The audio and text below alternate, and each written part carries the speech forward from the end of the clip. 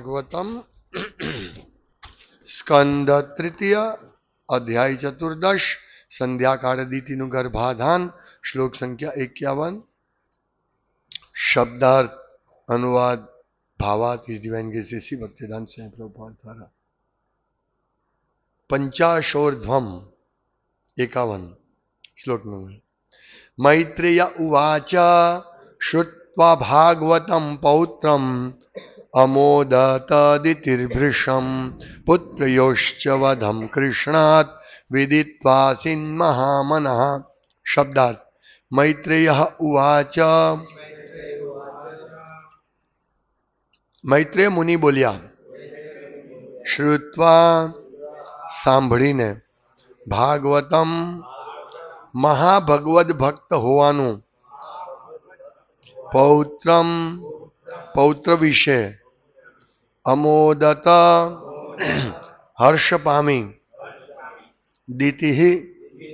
દિતિ ભૃશમ અત્યંત પુત્રયો બે પુત્રોનો ચ અને વધ કૃષ્ણ દ્વારા વિદિત્વા જાણીને આસિત થઈ મહામનઃ મનમાં અતિ પ્રસન્ન. અનુવાદ મૈત્રેય ઋષિએ કહ્યું, તેનો પૌત્ર મહાન ભગવત ભક્ત થશે તથા તેના પોતાના પુત્રોનો વધ કૃષ્ણ દ્વારા થશે એમ સાંભળીને દિતિને મનમાં અત્યંત આનંદ થયો. ભાવાર્થ પોતાની કવેળાની સગર્ભાવસ્થાને કારણે પોતાના પુત્રો અસુરો થશે અને ભગવાન સાથે યુદ્ધ કરશે એમ જાણી દિતિ ઘણી દુઃખી થઈ હતી. પરંતુ પોતાનો પૌત્ર મહાન ભક્ત થશે તથા પુત્રોનો વધ ભગવાન દ્વારા થશે એવું જ્યારે તેણે સાંભળ્યું ત્યારે તેને ઘણો સંતોષ થયો હતો. એક મહર્ષિની પત્ની તથા મહાન પ્રજાપતિ દક્ષની પુત્રી હોવાથી ભગવાનના હાથે મરણ પામવું એ તો મહાભાગ્ય છે એમ તે જાણતી હતી. ભગવાન પૂર્ણ હોવાથી ભગવાનના હિંસા કે અહિંસા બંને કર્મો પૂર્ણ ભૂમિકાના હોય છે. ભગવાનના આવા કાર્યોમાં કોઈ તફાવત હોતો નથી. દુન્યવી હિંસા કે અહિંસાને ભગવાનના કાર્યો સાથે કશી લેવા દેવા રહેતી નથી. જે મનુષ્ય અનેકાનેક જન્મની તપશ્ચર્યા પછી જેવું મુક્તિરૂપ ફળ પામે છે તેવું જ ભગવાનના હાથે હણાયેલા અસુરને પણ મળે છે. ભૃશમ શબ્દ આ શ્લોકમાં અર્થ સૂચક છે, કારણ કે તે એમ દર્શાવે છે કે દિતિને પોતાની અપેક્ષા કરતાં ઘણો વધારે આનંદ થયો હતો.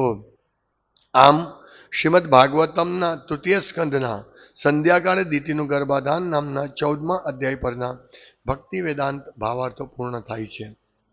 ઓમ જ્ઞાનતિમિરાન્ધસ્ય જ્ઞાનંજનશલાકયા ચક્ષુરુન્મિલિतं येन તસ્મૈ શ્રી ગુરુવે નમઃ. નામ શ્રેષ્ઠમ મનુમપી સધિપુત્રમત્સ્વરૂપમ રૂપમ તસ્યાગ્ર્યામૃપુરીમાધુરીમ ગોષ્ઠપતિમ રાધાકુંડમ ગિરિવરમહો રાધિકામાધવાસમ પ્રાપ્તો યસ્ય પ્રતિતો કૃપયા શ્રીગુરુમ તમ નતોસ્મિ. વંદ્યહમ શ્રીગુરુ શ્રીયુતપદકમલમ શ્રીગુરુમ વૈષ્ણવાંશ્ચ શ્રીરૂપમ સાગરજાતમ સહગણ રઘુનાથાન્વિતમ તમ સજીવમ સાદ્વૈતમ સાવધૂતમ પરિજન સહિતમ કૃષ્ણ ચૈતન્ય દેવમ શ્રી રાધા કૃષ્ણ પાદાન સહગણ લલિતા શ્રી વિશાખાન્વિતાંશ્ચ. હે કૃષ્ણ કરુણા સિંધુ દીનબંધો જગતપતે ગોપેશ ગોપિકા કાંત રાધા કાંત નમોસ્તુતે. તપ્ત કાંચન ગૌરાંગી રાધે વૃંદાવનેશ્વરી વૃષભાનુસુતે દેવી પ્રણમામિ હરિપ્રેમ. વાંછા કલ્પતરુભ્યશ્ચ કૃપા સિંધુભ્યેવ ચ પતિતાનાં પાવનેભ્યો વૈષ્ણવ્યો નમો નમઃ. શ્રી કૃષ્ણ ચૈતન્ય પ્રભુ નિત્યાનંદ શ્રી અદ્વૈત ગદાધર શિવાસાદિ ગૌર ભક્તવૃંદ. હરે કૃષ્ણ કૃષ્ણ કૃષ્ણ હરે હરે હરે રામ રામ રામ હરે હરે. હરે કૃષ્ણ. વિદિત્વા આસિત મહામનઃ. વિદિત્વા જાણીને. શું? કે ભાગવતમ પૌત્રમ અમોદત, શું જાણીને કે પોતાનો પૌત્ર મહાભાગવત થશે. તદુપરાંત પુત્રયોશ્ચ વધમ કૃષ્ણાત, આ બે વસ્તુ જાણી. શું? પુત્રયો વધશે કૃષ્ણ, કૃષ્ણ દ્વારા પોતાના પુત્રનો વધ થશે. આ બે વસ્તુ જાણીને શું થયું? મહામનાહા, બહુ ખુશ થયા, અતિ પ્રસન્ન થઈ. મા બાપને આનાથી વધારે ખુશી ક્યાં મળે કે પોતાનો પુત્ર અને પૌત્રોનું પરમ કલ્યાણ થશે. આ મા બાપની ઈચ્છા છે. મને યાદ છે કે જ્યારે હું 3 વર્ષ ત્રીજામાં ભણતો હતો, ત્રીજા કે ચોથામાં, તો મારો નંબર કંઈ સોપાન આવે એમાં મારું નામ હતું. સોપાનમાં 1 થી 10 કે 15 લોકોનું નામ આવે છોકરાનું, બાકીનું નહીં આવે. તો મારું નામ જાણીને મારા પિતાજી બહુ ખુશ થયા અને બહુ બધી જગ્યાએ પેંડા વેચાવ્યા હતા. છોકરો એ થઈ ગયો તો પેંડા વેચાવે, પ્રસન્ન થાય, મહામનાહ. તો વિચારો કે આ ખુશી કેવી હશે દીતીની. કેવું ગંભીર વાતાવરણ હતું. દીતીને કામ વાસના ઉત્પન્ન થઈ અને પછી પ્રાર્થના કરે છે, ડરતા ડરતા ખૂબ ભયભીત પામે છે. પોતાના પતિ કશ્યપ મુનિ ખીજાય છે કે આ તે શું કર્યું, આવું નહીં કરવું જોઈએ. અને પછી જ્યારે એને પશ્ચાતાપ થાય છે અને ભગવાન શિવને પ્રાર્થના કરે છે, ત્યારે એને મીન્સ એની પ્રાર્થના સાંભળીને, પશ્ચાતાપ જોઈને ભગવાનની કૃપા થાય છે. એટલે આપણે જોઈએ છીએ કે પશ્ચાતાપ બહુ મહત્વનો છે. કેમ? મારાથી ખોટું થઈ ગયું. અને પશ્ચાતાપ સાથે પ્રાર્થના. મેં ડિટેલમાં 2 દિવસ પહેલાના પ્રવચનમાં કહ્યું હતું કે પશ્ચાતાપ અને પ્રાર્થના ભક્તોએ આ ગુણ હોવો જોઈએ. એવું નહીં કે થઈ ગયું ચાલો કાંઈ વાંધો નહીં. આપણે ઘણીવાર જોઈએ છે કે આપણને કંઈ, જેમ કે બીજું ઉદાહરણ આપું કે આપણે કોઈ હોટલમાં ગયા છે. હવે આપણે ભારી હોટલમાં રહ્યા છીએ, જેમ હમણાં ગયા હતા મુલાદ, તો બધા 5 સ્ટાર જેવી હોટલમાં રહ્યા, ફર્સ્ટ ક્લાસ રૂમ હતો, પણ રૂમમાં વધારે રહેવાનું પામતા નહોતા. એટલે કારણ કે આપણે વધારે કેમ્પમાં જતા હતા, તો આપણે એમ વિચારીએ કે આ રૂમમાં વધારે રહેવાતું નથી, ચાલો અહીંયા પાણી વધારે વાપરી નાખીએ, લાઇટ પંખા ચાલુ રાખીએ, એમ થાય કે કંઈ વસૂલ કરીએ. આપણી ભાવના એવી છે વસૂલ કરવાની કે આવું કરીએ, પણ નહીં. આ બધાના કર્મ લાગે આપણને. કર્મનો સિદ્ધાંત બહુ સૂક્ષ્મ છે. એટલે આપણે દરેક સ્થિતિમાં એકલા હોઈએ, કોઈ જોવાળું નથી, તો પણ આપણે જોવાનું કે પરમાત્મા ને બીજા 11 પ્રતિનિધિ જુએ છે. 10 દિશા, હવા, પૃથ્વી, જળ, અગ્નિ, વાયુ, આકાશ, આ બધું આપણને જોઈ છે, કેમેરા છે, દેવતાઓ. એટલે આપણે એમ લાગે કોણ જોવાળું છે. કળિયુગના મૂર્ખ જીવોને એવું જ લાગે પોતે એકલા છે, પણ પરમાત્મા સાથે સતત એક ક્ષણ માટે પણ તમે ઊંઘી ગયા છે તો પણ એ એક્ટિવિટીની નોંધ પરમાત્મા કરે છે. અને સ્વપ્ન કે જે પણ આવે છે એ બધું સ્મરણ કરાવે છે.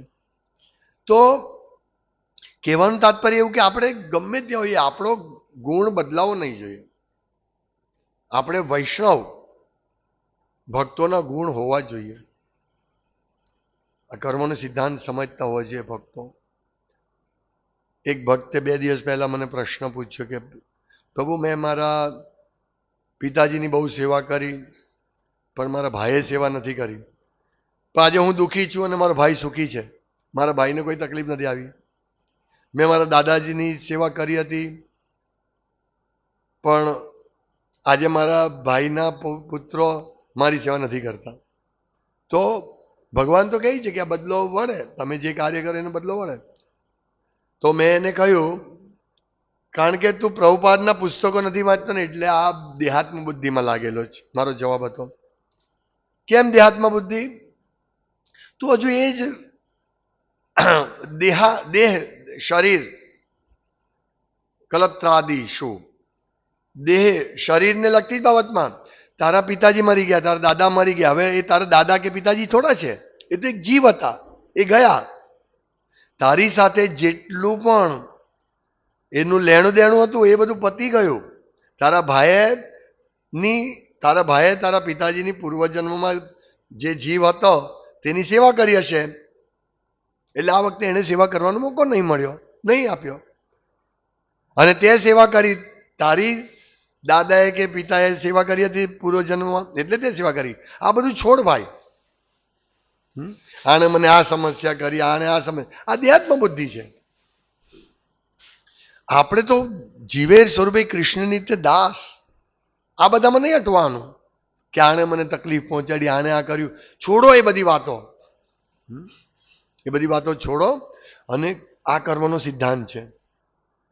આપણે તત્યાનુકંપા સુસમીક્ષ માણો ભુંજા નેવાત્મ કૃતમ વિપાકમ. કૃતમ વિપાકમ.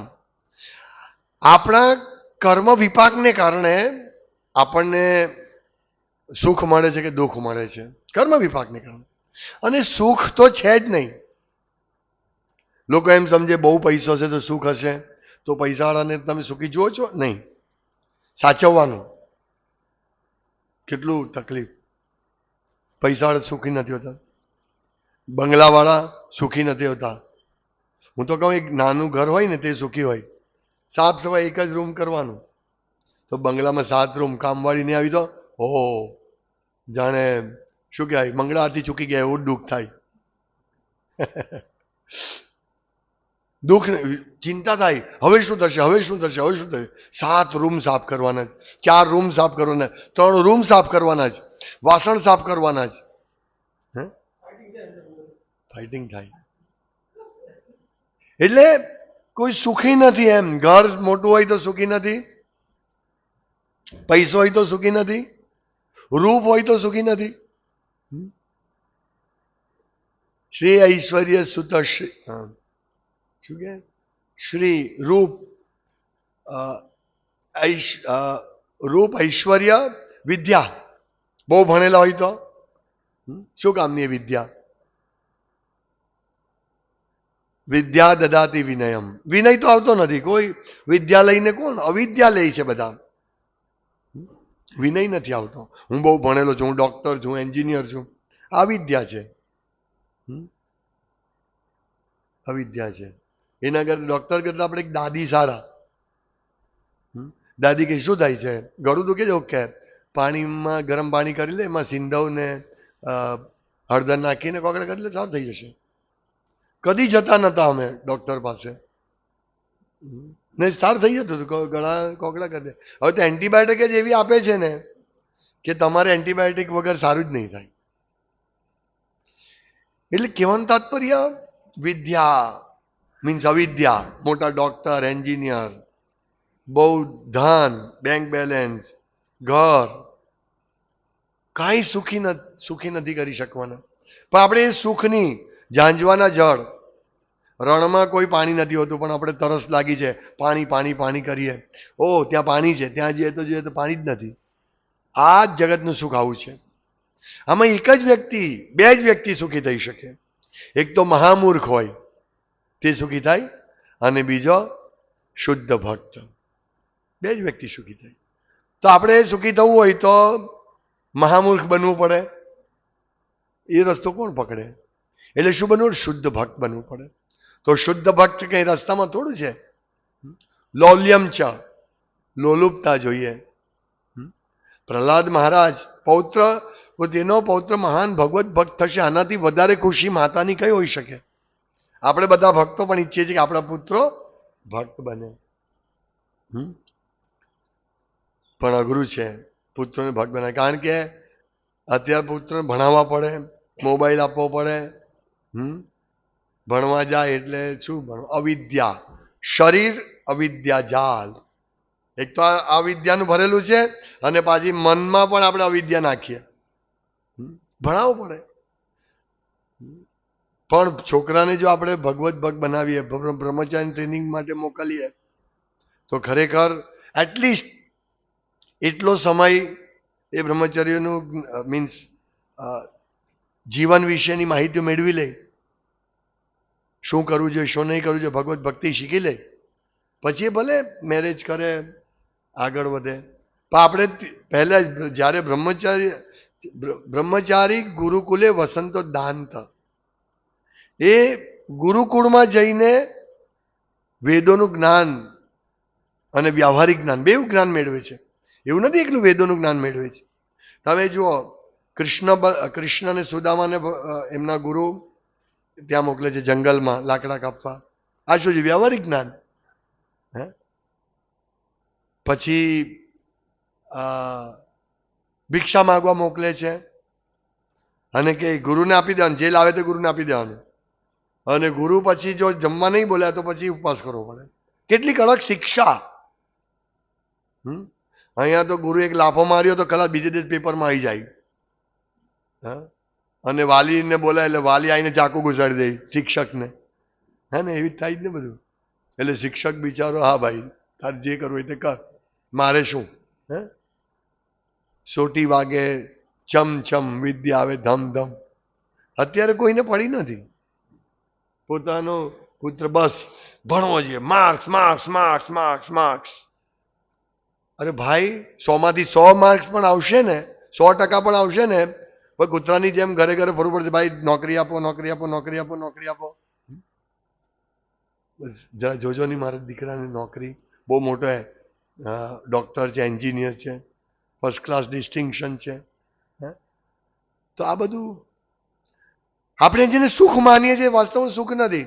અને પછી છોકરાને ભણાવ્યો, ગણાવ્યો, મેરેજ કરાવ્યા, પછી છૂટો પડી રહેવા ગયો તો ગયો બધું, ગઈ ભેંસ પાણી મેં. અને જનરલી એવું જ થાય છે મોટે ભાગે. આપણે કે ને ઘણી વાર પહેલા બધા આશીર્વાદ આપતા હતા, 100 પુત્રવતી ભવ, 100 પુત્ર થાય. અને સ્ત્રીઓ માટે આ સારું હતું, સ્ત્રીઓનું ગૌરવ હતું. ઓહ, મને વધારે પુત્રો છે. આ રિયલ ગૌરવ હતું, સ્ત્રીત્વ. આ રિયલ સ્ત્રીત્વ છે. આજે શું કહે છે? અમારે પુત્રો નથી જોઈતા. તમે વિચારો, અહીંયા દીતિ કામ વાસનાથી પીડાતી હતી, છતાં એને શું કહ્યું કે નહીં, મારે કામ વાસના નહીં, પણ મારે પુત્ર જોઈએ છે. કામ વાસના તો છે જ, પણ મારે પુત્ર જોઈએ છે. પણ આજે તો મેં એવું સાંભળ્યું કે ઘણા કપલ એવા છે કે અમારે પુત્ર છોકરા જોઈએ જ નહીં. વિચારો તમે, કેટલો ભયંકર કળિયુગનો પ્રભાવ છે. છોકરા જોઈએ જ નહીં. અને જે પણ છોકરા આવે, માંડ એકાદ છોકરો હોય, એ અસુર બની જાય. હવે એ તો ભગવાન હાથે મરાન નથી, શું કરશું એનું? કયું ગઈ ભેંસ પાણી મેં. એટલે બહુ વિચારવા જેવું વસ્તુ છે મા બાપે, કે છોકરાને સૌથી પહેલા ગુરુકુલમાં મોકલવાનું. આ ખરેખર આ આપણું વર્ણાશ્રમ પાછું લાવો, ગુરુકુળમાં મોકલો. આજે આપણા નંદગ્રામ ગુરુકુળમાં કેટલો બધા છોકરાઓ છે, કેટલો હોશિયાર છોકરાઓ. તમે જેવા જાઓ એટલે તરત પ્રણામ કરે, તમારી બધી સેવા કરે, અને ખુશી ખુશી. એવું નહીં કે આ ક્યાં મારે પ્રભુજીની સેવા કરવાની. ખુશી ખુશી જે તમે કહો તરત દોડીને તૈયાર. વિચારો તમે, શ્લોક મોડે, મીન્સ શ્લોકો સરસ બોલે, ઉચ્ચારણ કેટલું સરસ. આવા છોકરા કોણ ડેવલપ કરશે? બધા હિરણ્યકશિપુ ને રાવણ જેવા છોકરા ઉત્પન્ન થાય છે, પણ એમનો ભગવાનના હાથે વધ નથી થવાનો. એ તકલીફ છે. અહીંયા શું કહે? પુત્રયોશ્ય વધમ કૃષ્ણાદ. ઓહો હો, મારું સૌભાગ્ય કે મારા પુત્રોનો વધ કૃષ્ણના હાથે થશે. બહુ આનંદની વાત છે. પણ આજે તો રિઝલ્ટ જોઈને આનંદ થાય મા બાપ. ઓ, મારો દીકરો વૈજ્ઞાનિક બની ગયો, વાહ, મારો દીકરો, હું ભાગ્યશાળી છું, મારો દીકરો વૈજ્ઞાનિક બની ગયો, ડોક્ટર બની ગયો, એન્જિનિયર બની ગયો. ઓકે, 2 વર્ષ પછી ખબર પડે કે દીકરાની જોબ તો બોમ્બે છે, આપણે તો સુરત રહીએ છીએ, અથવા દીકરો અમેરિકા ચાલ્યો ગયો, ગઈ ભેંસ પાણી મેં. જીવનભર રહો અહીંયા. દીકરો હા મમ્મી મોકલું છું, 5,000 રૂપિયા હમણાં મોકલું છું, 5 લાખ રૂપિયા હમણાં મોકલું છું. એટલે સંબંધ ક્યાં છે? પૈસાનો સંબંધ છે. એટલે મા બાપ ખુશ, મારો દીકરો હા અમેરિકા છે, રોજ આટલા રૂપિયા મોકલે, કોઈ ચિંતા નહીં અમારે. શું ચિંતા નહીં? લોકો જુઓ, લોકોનું અજ્ઞાન તો જુઓ. પહેલા કે મારો દીકરો બ્રહ્મચારી બની ગયો, રોડે લાવો પાછો બોલાવો, એને પાછો બોલાવો. પણ એને ખબર નથી કે બ્રહ્મચારી દીકરો કેટલું મોટું કાર્ય કરશે, આખા કુળનો ઉદ્ધાર કરશે. આપણા તો પુત્રનો અધોગતિ. પુત્ર બધાને ખેંચીને છે નરકમાં.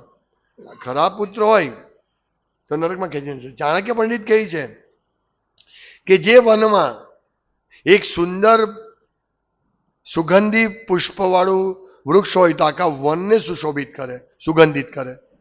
પણ એ જ વનમાં જો એક ઝાડની બખોલમાં આગ લાગી જાય તો આખા જંગલને રાખ કરી શકે છે.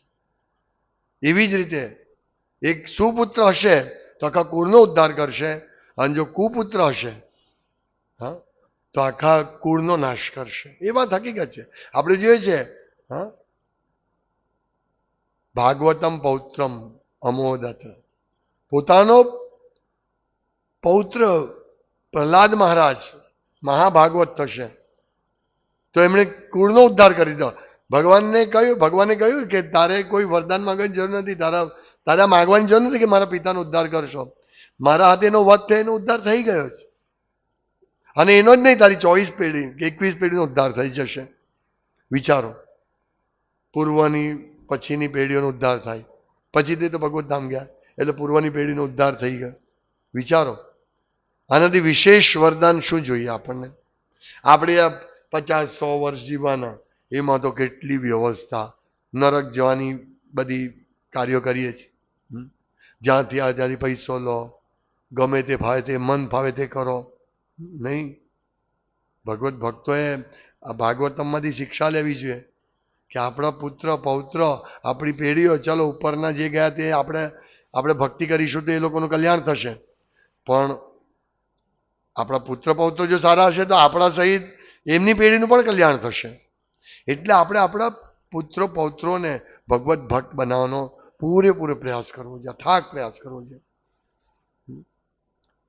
ભણતર ભણાવવા જોઈએ, પણ એવું નહીં મારો દીકરો ડોક્ટર જ બને, મારો દીકરો એન્જિનિયર જ બને, મારો દીકરો વૈજ્ઞાનિક બને, વકીલ બને, આ બને તે બને. તમારું થોપો નહીં, મારો દીકરો એક જ વ્યક્તિ બને, ભગવત ભક્ત બને. મારો દીકરો પ્રહલાદ મહારાજ જેવો થાય, એવું કેમ કોઈ નથી વિચારતા? મારો દીકરો શાહરૂખ ખાન જેવો થાય, હે, ને મારી દીકરી ઐશ્વર્યા રાય જેવી થાય. શું છે આ? નરક. મારો દીકરો અબ્દુલ કલામ જેવો થાય, વૈજ્ઞાનિક. આ શું કામનું? મારો દીકરો મોટો ડોક્ટર થાય, મોટો એન્જિનિયર થાય. ખરેખર આપણે રીથિંકિંગ, ફરીથી વિચારવું જોઈએ ભક્તોએ કે મારા દીકરાને શું બનાવો, મારે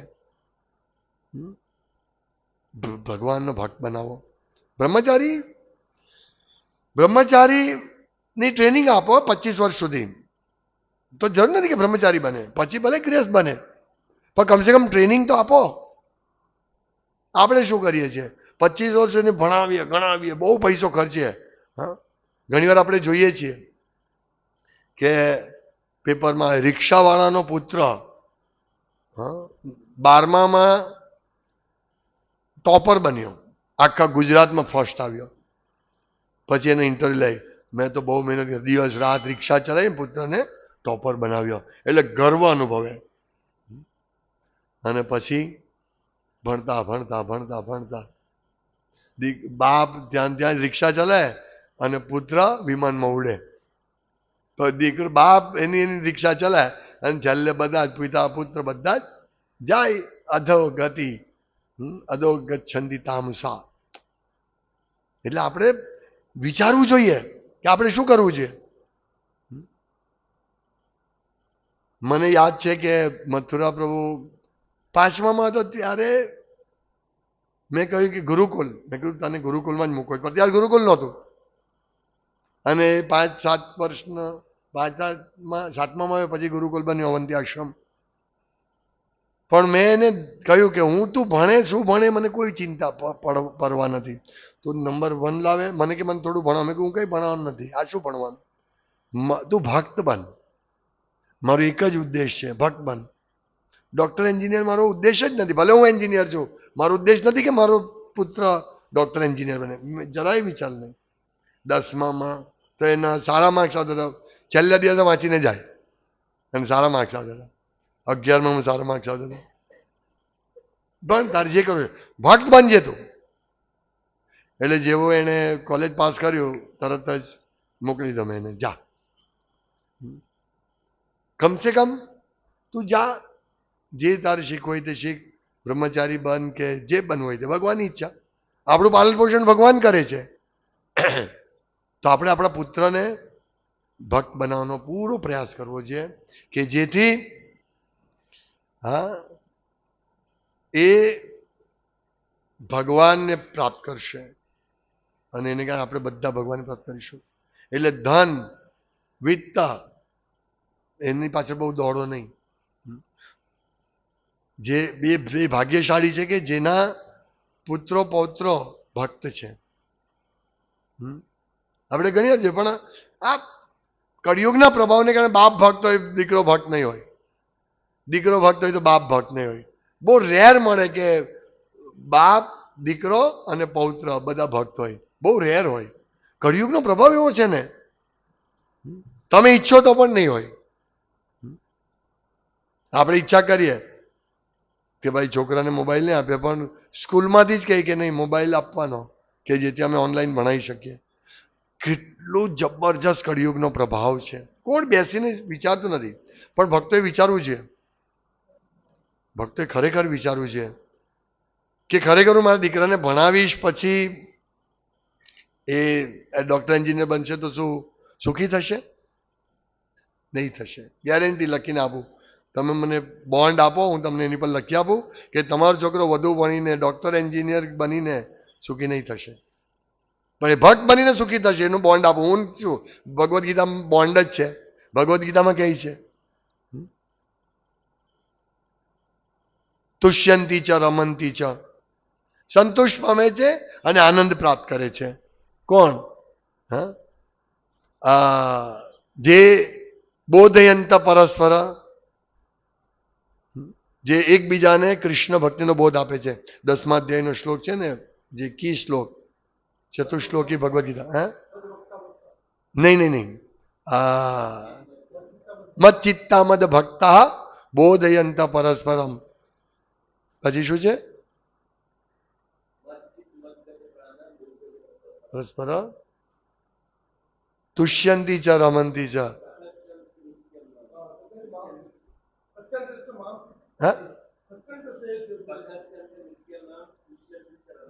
તુષ્યંતી ચ રમંતી છે.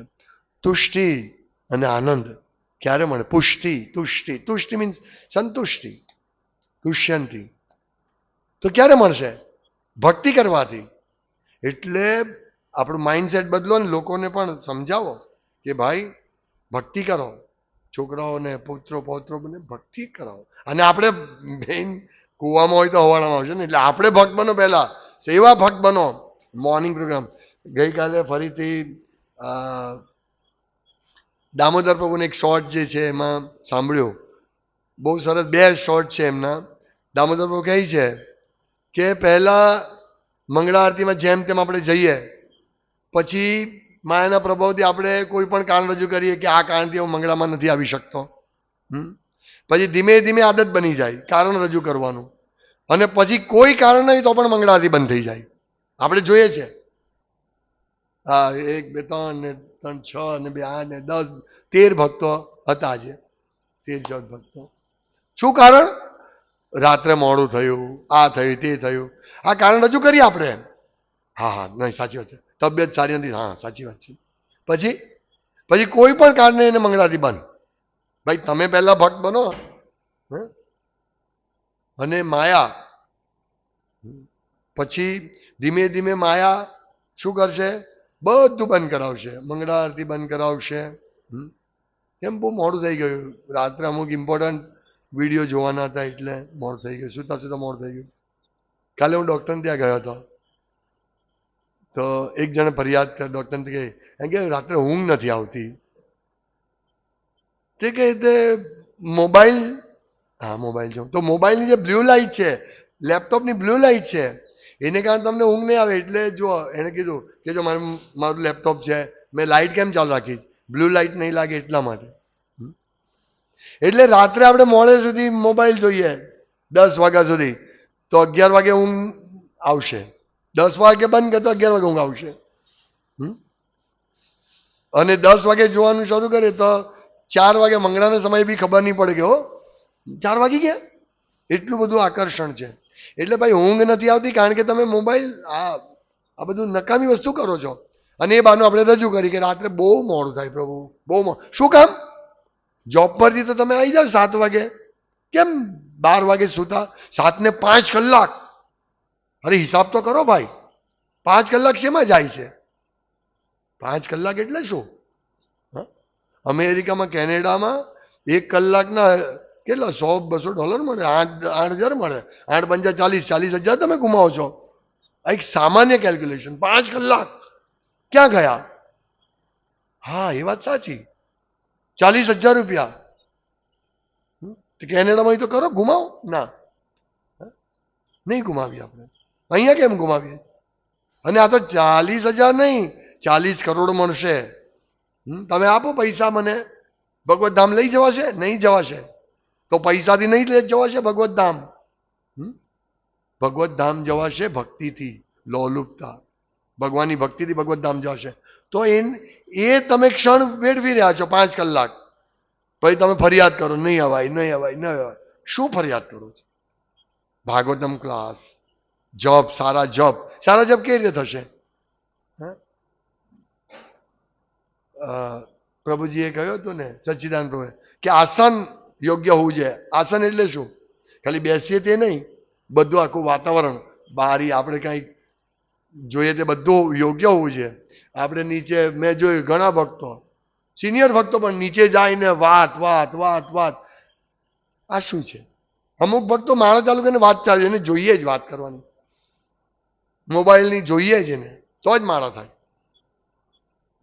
તો આવી રીતે કેવી રીતે આપણે ભક્ત બનવાના અને આપણે છોકરાઓને ભક્ત બનાવવાના? ધ્યાન રાખો ભાઈ. પા કોણ સાંભળશે? તમે લોકો સાંભળો છો, કોણ સાંભળશે? અને સાંભળીને કોણ પાલન કરવું અઘરું છે. એટલે મંગળામાં આવો, બધાને ખેંચી હાથ પકડીને લાવો. મંગળામાં આવો તો શિક્ષા મળશે. ભાગવતમ ક્લાસ શિક્ષા મળશે. હરે કૃષ્ણ. શ્રીમદ ભાગવતમ કી જાય. શિલા પ્રભુપાદ કી જાય. વાંછા કલ્પતરુભ્યશ્ચ કૃપા સિંધુભ્યૈવ ચ પતિતાનાં પાવનેભ્યો વૈષ્ણવ્યો નમો નમઃ.